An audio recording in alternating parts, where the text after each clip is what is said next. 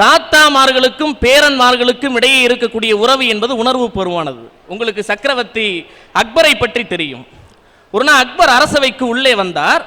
வந்தவுடனே அரசவையில் இருக்கிற அமைச்சர்களை பார்த்து சொன்னார், இன்னைக்கு நான் காலையில் அரசவைக்கு கிளம்பி வருகிற போது என்னை ஒருவன் கன்னத்தில் அடித்து விட்டான், என் மார்பிலே மாறி மாறி மிதித்து விட்டான்.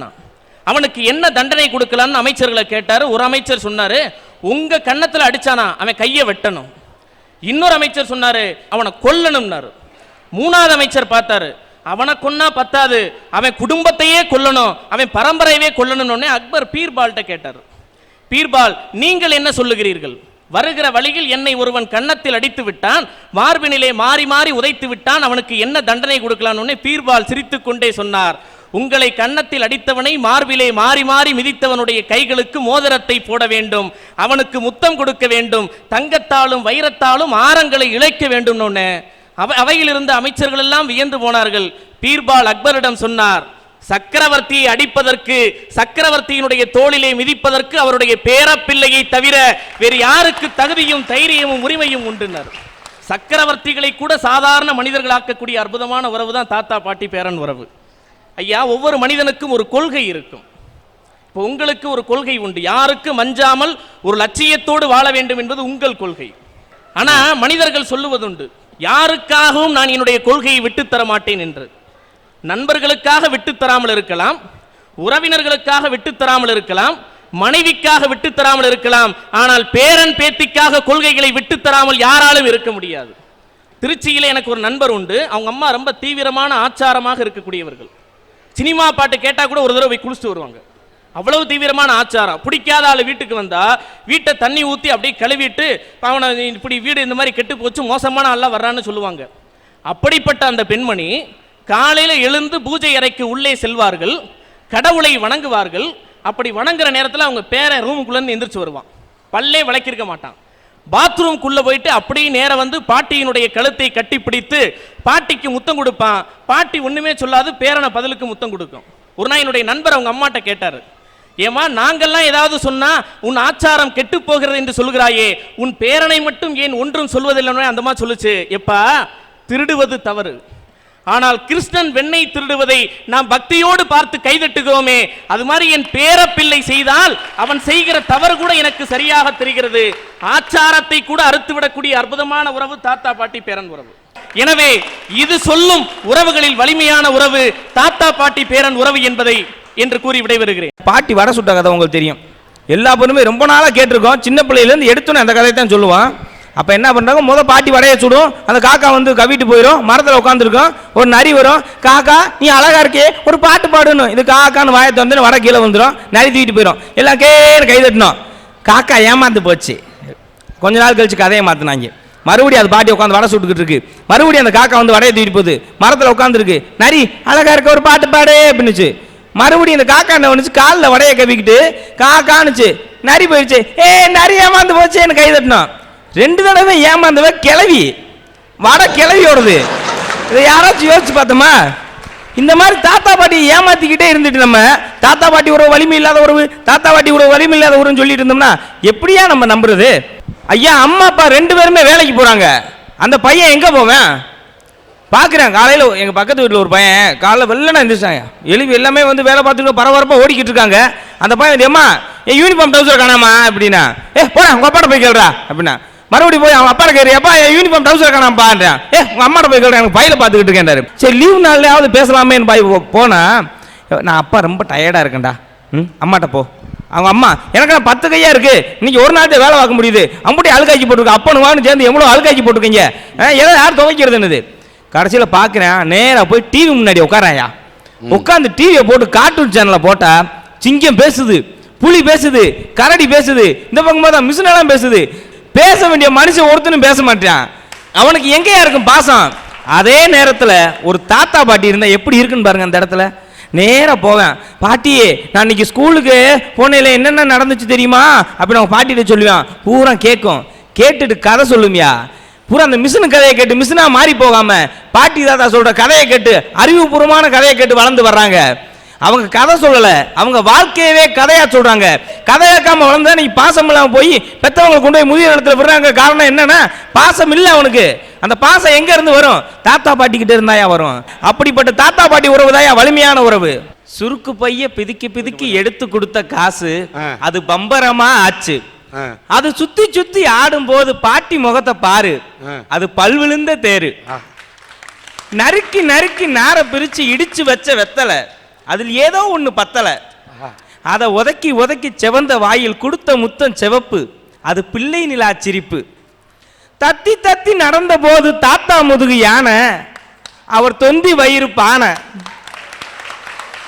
அதில் மிதிச்சு மிதிச்சு குதிச்சு குதிச்சு மகிழ்ந்த காலம் தங்கம், அவர் நான் வணங்கு சிங்கம். தப்பு நாங்க செஞ்ச போது புத்தி சொன்ன தாத்தா, அவர் புத்தனுக்கே ஆத்தா. அவர் சொல்லி சொல்லி கொடுத்த பாடம் கொஞ்சம் இல்ல ஐயா, நான் சொன்னதெல்லாம் பொய்யா. ஐயா அன்னையும் பிதாவும் முன்னேறி தெய்வம்னு சொல்றோம். அந்த அன்னையும் பிதாவோட சேர்ந்து முன்னெறிஞ்ச தெய்வம் ஒரு தெய்வத்தை வணங்க போவோம், அது குல தெய்வம். இந்த குல தெய்வம்ன்றது என்ன வானத்தை வந்து பொத்துக்கிட்டா வந்துச்சு? நம்மளுடைய தாத்தா பாட்டி நம்ம முன்னோர்கள். நம்ம முன்னோர்களை தான் குலதெய்வமா கும்பிட்டுட்டு வரோம். அப்படிப்பட்ட தெய்வீகமான உறவு தான் தாத்தா பாட்டி உறவு. இதை போய் எப்படியா வலிமை இல்லாத உறவுன்னு சொல்ல முடியும்? ஐயா உலகத்திலே அதிகமான மக்கள் கொண்டாடக்கூடிய திருவிழா எதுன்னு தெரியுமா ஐயா? கிறிஸ்மஸ். அந்த கிறிஸ்மஸ் திருவிழா மட்டும் இல்ல, எந்த திருவிழா எடுத்துக்கிட்டாலும் சந்தோஷமா இருக்க போறது கூட சின்ன பிள்ளைங்க தான். இந்த சின்ன குழந்தைகளவே இயேசுநாதர் என்ன சொல்லியிருக்காருன்னா, குழந்தைகளை என்னிடம் வரவிடுங்கள், இறையரசு அவர்களுடையதுன்னு சொல்லியிருக்காரு. அந்த குழந்தைகளை மகிழ்ச்சி படுத்துறதுக்கு யார் அனுப்புறாங்க? கிறிஸ்மஸ் தாத்தான்னு ஒரு தாத்தாவை தான் அனுப்புறாங்க. அந்த இடத்துல வீட்டில் பார்த்தீங்கன்னா ரேஷன் கடைக்கு பால் பாக்கெட் வாங்குறதுக்கு இதுக்கெல்லாம் யார் போகிறது? வீட்டில் வந்து எதுக்குமே உதவாமல் இருக்கிறது தாத்தா தான். அதனால தான் தாத்தாவை அனுப்புகிறாரு, வேற ஒன்றும் கிடையாது. ஒன்று அனுப்ப முடியும், உடம்பு ஒன்று அனுப்பிச்சா ரேஷன் கடை தாங்குமா? அந்த தாத்தாவது ரேஷன் கடைக்கு அந்த வயசில் நடந்து போறாரு. நீ நடந்து போனா இப்படி வந்திருக்குமா வயிறு? இப்படியாயா வளர்க்கிறது உயிர்? கிறிஸ்துமஸ் தாத்தா கூட வந்து சுவீட் தந்தா தான் சந்தோஷம்னு கிறிஸ்துமஸ் தாத்தா தினமா வர்றாரு, வருஷத்துக்கு ஒரு நாள் வருவாரு. அது மாதிரி தான் இவங்க தாத்தா வீட்டுக்கு வருஷத்துக்கு போறதா ஒரு நாள் தான். அப்புறம் தாத்தா பேர உறவுல என்ன விசேஷம் இருக்கு? இன்னைக்கு பலர் வீட்டில் பாட்டி தாத்தா இவர்கள் வீட்டிலே இருக்கிறார்கள். அனாதை இல்லத்திலே, முதியோர் இல்லத்தில் அல்லவா அவர்கள் எல்லாம் பெரியவர்கள் தள்ளப்படுகின்றார்கள். அவர்களை பார்த்து என்றைக்காவது கிறிஸ்துமஸ் அன்னைக்கு தாத்தா பார்க்கிற மாதிரி, இதுதான் உங்க தாத்தா பார்த்துக்க, இதுதான் உங்களுடைய பாட்டி பார்த்துக்கன்னு கொண்டு காட்டக்கூடிய இடத்தில் சில வீடுகளில் இருக்கிறதே என்ற அவன நிலையைத்தான் அவர். ஏன் இதுக்கு கிறிஸ்துமஸ் தாத்தா வணங்குறது பதிலா கிறிஸ்துமஸ் கணவன் மனைவி, கிறிஸ்துமஸ் அண்ணன் தங்கை, கிறிஸ்துமஸ் பெற்றோர் அப்படி அனுப்பியிருக்கலாம்ல? எதுக்காக தாத்தாவை அனுப்பினாரு? தாத்தா வந்து சாக்லேட் கொடுப்பாரு, கிஃப்ட் கொடுப்பாரு, நிறைய சந்தோஷப்படுத்துவாரு. அதனால தான் தாத்தாவை அனுப்புறாங்க. இப்படிப்பட்ட உறவு தான். ஒரு நிமிடம்யா, தாத்தா எம் இனிப்பு தர்றாரு தெரியுங்களா? அவர் பல்லு போன கிழமை, அவர் கையில கொடுத்தா தான் அந்த மிட்டாயை திங்காம வச்சிருப்பாரு. இப்ப அண்ணன் தங்கையோ கணவன் மனைவியோ கூட தின்னு விடுவாங்க. அதனால பல்லு போன கிழவனை அனுப்பி நீ போய் மிட்டாய் கொடுப்பான்னு சொல்லியிருக்காங்க. ஆனா கிறிஸ்துமஸ் தாத்தா பரவாயில்ல, அவரை புரியுறா. ஆனா சில மத்த தாத்தா உலகத்துல பாருங்க, தாத்தாவுக்கு இல்லாம போகுது பல்லு, ஆனா விட்டுக்கிட்டு அலையிறாரு சொல்லு, தாங்கிலிய லொல்லு. வாழ்க்கையில முன்னேறதுக்கு இன்னைக்கு எத்தனை வழி இருந்தாலும் ஒவ்வொரு மனுஷனோட தோல்விக்கும் காரணமா இருக்குது உறவுகளால் ஏற்படுற வழிதானே சார். இன்னைக்கு உலக நாடுல இருக்க எல்லா நாட்டிலையும் குழந்தை தொழிலாளர் இருக்காங்க சார். அதை நினைக்கும் போது ரொம்ப கஷ்டமா தான் இருக்கு. அதை விட ரொம்ப கஷ்டப்படுற விஷயம் என்னன்னா, இன்னைக்கு ஒரு புள்ளி விவரம் சொல்லுது, உலகத்தில் இருக்க 5% குழந்தை தொழிலாளர்கள்ல 1% குழந்தை தொழிலாளர்கள் இந்தியாவில் தான் இருக்கான்னு சொல்லுது சார். இதுக்கு யார் சார் காரணம்? இதுக்கு அந்த குழந்தையோட பெற்றோர் தானே சார் காரணம். யார் சார் பெற்றோர்? குழந்தையை பெற்று போடுறவங்க மட்டும் பெற்றோர் ஆயிருவாங்களா சார்? அந்த குழந்தைக்கு நல்ல வழிகாட்டி நல்ல இலக்க நிர்ணயிச்சு தன்னோட வாழ்க்கையை சகாயம் பண்றவங்க தான் சார் உண்மையான பெற்றோர். ஐயா ஒரு வரலாற்று சம்பவம்.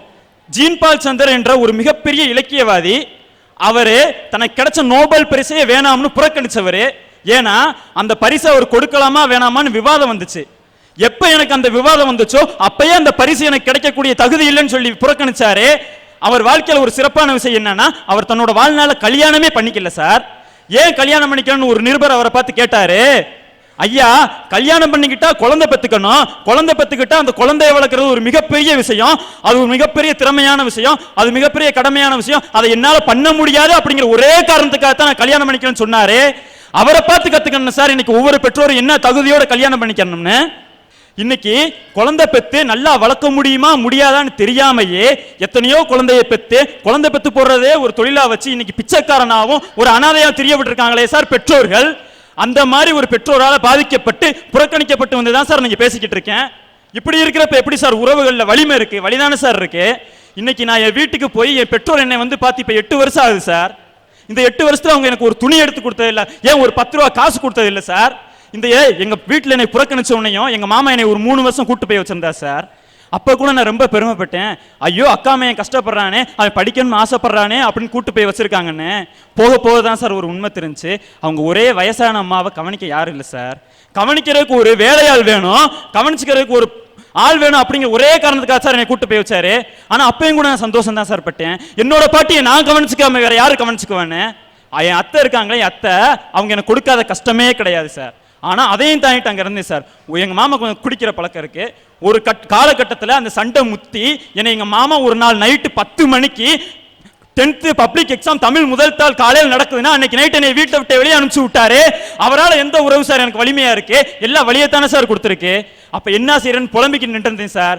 அப்பதான் சார் வந்தான் ஒரு இந்து மாணவன், ஒரு சிவகுமார் என்ற ஒரு இந்து மாணவன் அல்லாஹ்வே அனுப்பிச்ச ஒரு இறை தூதனா வந்து அவங்க வீட்டுல என்னை தங்க வச்சு என்னை படிக்க வச்சு 10th பரீட்சையில் 400 மார்க் எடுக்க வச்சானே சார். அவன் தான் சார் எனக்கு நல்ல உறவு. உன் பேர் என்ன? மீரா சாஹிப் சார். மீரா சாஹிப் சார். மீரா சாஹிப்புக்கு கை கொடுத்து உதவியது சிவகுமார் என்ற இந்து மாணவன் சார். ஓகே, வாழ்த்துக்கள். அடுத்த 2 வருஷம் 11th 12th படிக்கணும் சார். என்ன பண்றேன்னு தெரியல. அப்ப போய் ஏதோ ஒரு கல்லர் ஹாஸ்டல் இருந்துச்சு சார். அது ஒரு கவர்மெண்ட் ஹாஸ்டல், சாப்பாடு எல்லாமே ஃப்ரீ. அங்க போய் எப்படியோ படிச்சிட்டேன். அவ படிக்கிறப்ப அந்த ஞாயிற்றுக்கிழமையில ஹாஸ்டல்ல விட்டுருக்கவங்களுக்கு தான் தெரியும். பிள்ளைய பார்க்க போறப்ப என்னென்ன வாங்கிட்டு போவீங்க கொஞ்சம் யோசிச்சு பாருங்க. அப்படிலாம் வாங்கிட்டு வந்து எல்லாரும் பார்ப்பாங்க சார். எனக்கு சாப்பிட்றதுக்கு எதுவும் இருக்காது, எதுவுமே இருக்காது. என் சாப்பாட்டுக்கு ஒரு ஊறுகாய் வாங்க ஒரு 50 காசு இருக்காது சார். என் பெற்றோர் வந்து என்னை பார்க்க மாட்டாங்க சார். அப்படி இருக்கிறப்ப எப்படி சார் பெற்றோர் பிள்ளைகளோட வலிமை உறவு வந்து வலிமையா இருக்காது? எனக்கு வலியத்தானே சார் கொடுத்துருக்கு. அப்புறம் 12th முடிச்சாரு சார். காலேஜ் போகணும், காலேஜ் படிக்கணும்னு ஆசை, ரொம்ப ஆசை, முடியல. அப்பயும் என்னால் என்ன செய்யறேன்னு ஒண்ணுமே தெரியல சார். அப்பயும் போய் என் நண்பன் சிவகுமார்ங்கிற ஒரு இந்து நண்பன்ட்டனே சார் நான் போய் புலம்புனேன். அப்ப அவன் சொன்னா, டே உன் பெற்றோர் உன்னை வீட்டை விட்டு விரட்டி விட்டுருக்கலாம், உன் மாமா உன்னை வீட்டை விட்டு விரட்டி விட்டுருக்கலாம், ஆனா நான் இருக்கேன்டா, நான் 12th முடிச்சுட்டு வேலைக்கு தாண்டா போறேன், நான் சம்பாதிக்கிற பணத்துல உனக்கு கொடுக்குறேன்னு சொன்னான்டா. அவன் தான் சார் எனக்கு உறவு. உறவுதான் எனக்கு மத்த ரத்த சம்பந்தப்பட்ட உறவு எனக்கு வழிதானே சார் ஏற்படுச்சு. அன்னைக்கு அவன் சொல்ல மட்டும் இல்ல சார், இன்னைக்கு அவன் சொல்லி 3 வருஷம் ஆகுது. இந்த 3 வருஷத்துல மாசம் மாசம் எனக்கு நெய்வேலியில அடுப்புல வந்து எத்தனையோ பேர்ட்ட அசிங்கப்பட்டு ஒரு ரெஸ்டாரண்ட்டை வேலை பார்த்து அதை சம்பாதிக்க 5000 ரூபாய் பணத்துல இருந்து மாசம் மாசம் 2000 ரூபாய் எனக்கு கொடுத்துக்கிட்டு இருக்கானா. அவன் தான் சார் எனக்கு உறவு. இன்னைக்கு நான் இந்த துணியாவது 3 நேரம் சாப்பிட்டு இப்படி வந்து இங்க பேசிக்கிட்டு இருக்கேன்னா அதுக்கு 2 காரணம் தான் சார். ஒன்னு, நான் 4 மணிக்கெல்லாம் கண்ணு வலிக்க எந்திரிச்சு மழையிலே வெயிலே சைக்கிள் மிதிச்சு எத்தனையோ பேர்கிட்ட வை வாங்கி, ஏன் ஒருத்தவட்ட அடி கூட வாங்கி இருக்கேன். இந்த மேடல் நான் சொல்றதுக்கு ரொம்ப பெருமையா நினைக்கிறேன். அடி வாங்கி நான் செய்தித்தாள் போட்டு அதுல வரக்கூடிய வருமானம் 1000 ரூபாயும் என் நண்பன் சிவகுமார் உறவுகளால் என் உள்ளத்துல ஏற்பட்ட வழிய உதவிகளை ஆத்திக்கிட்டு இருக்கானே சார். அந்த சிவகுமார் நண்பன் அவனால தான் சார் இன்னைக்கு நான் 3 நேரம் சாப்பிட்டுக்கிட்டு இருக்கேன், துணி போட்டுக்கிட்டு இருக்கேன். இப்படி உறவுகளால் எனக்கு காயம் தான் சார் ஏற்பட்டுச்சு. எனக்கு எந்த நன்மையும் நடக்கல சார். உறவுகள் வழிதான் சார்.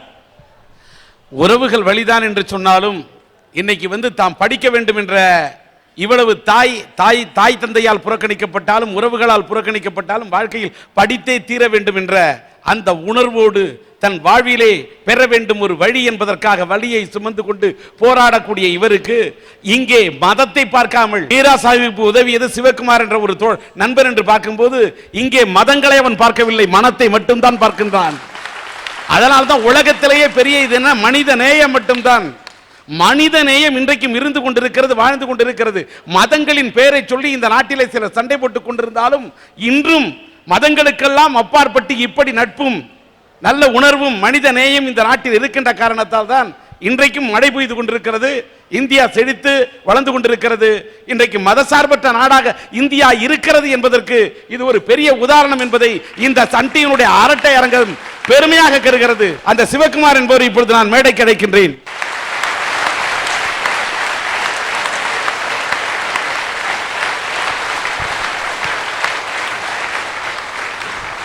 வாங்க.